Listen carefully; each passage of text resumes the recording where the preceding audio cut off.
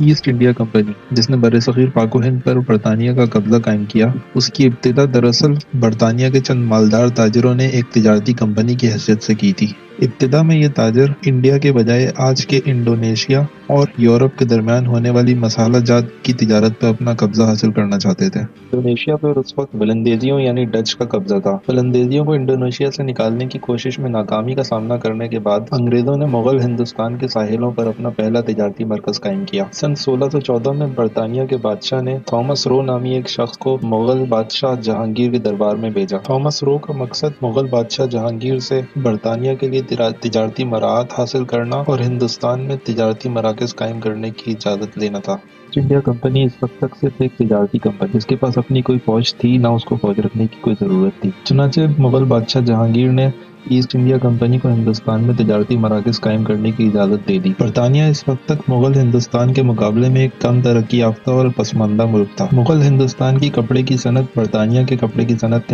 کے مقابلے میں کہیں زیادہ ترقی یافتہ تھی۔ چنانچہ برطانیہ اور یورپ میں مغل ہندوستان کے کپڑے کی مانگ بہت زیادہ بڑھ گئی۔ برطانیہ کے تاجر ہندوستان سے کپڑا اور چائنا سے چائے کی پتی اور پورسلین یورپ اور برطانیہ تجارت کیا کرتے تھے۔ اس زمانے میں برطانیہ اور فرانس کے درمیان تجارتی راستوں اور مراکز پر قبضے کی جنگ جاری تھی۔ جب یہ جنگ بھارت تک پہنچ گئی تو ایسٹ انڈیا کمپنی نے فرانسیسی سپاہیوں سے حفاظت کا بہانہ بنا کر انڈیا میں اپنی فوج بھرتی کرنا شروع کر دی۔ دھیرے دھیرے اس فوجی طاقت اور چند غداروں کی مدد سے ایسٹ انڈیا کمپنی نے 1757 میں بنگال پر اپنا قبضہ قائم کر لیا۔ اس زمانے میں ایک اہم تجارتی مرکز ہوا کرتا تھا۔ چنانچہ بنگال پر قبضے نے ایسٹ انڈیا کمپنی کو اتنے فنڈز مہیا کرنا شروع کر دیے کہ انہوں نے اپنی فوجی قوت کو مزید مستحکم کرنا شروع کر دیا۔ مغل سلطنت اس وقت تک اتنی کمزور ہو چکی تھی کہ وہ ایسٹ انڈیا کی طاقت کا مقابلہ نہیں کر سکتی تھی۔ اب ایسٹ انڈیا کمپنی کی راہ میں صرف ایک رکاوٹ حائل تھی جو کہ اس کو ہندوستان پر قبضہ کرنے سے روک سکتی تھی، اور وہ تھے میسور کے فتح علی ٹیپو اور ان کے بیٹے ٹیپو سلطان۔ ٹیپو سلطان نے نہ صرف فوجی محاذ پر بلکہ معاشی محاذ پر بھی انگریزوں کا بہت سخت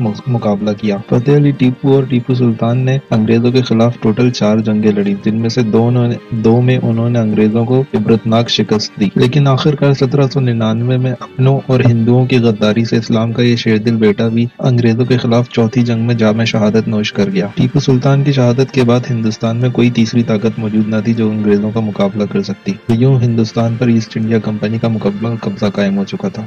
اگر آپ کو یہ ویڈیو پسند آئی تو اس کو لائک کرنا نہ بھولیں، اور ایسی مزید ویڈیوز دیکھنے کے لیے ہمارے YouTube چینل خان بٹس کو سبسکرائب کریں۔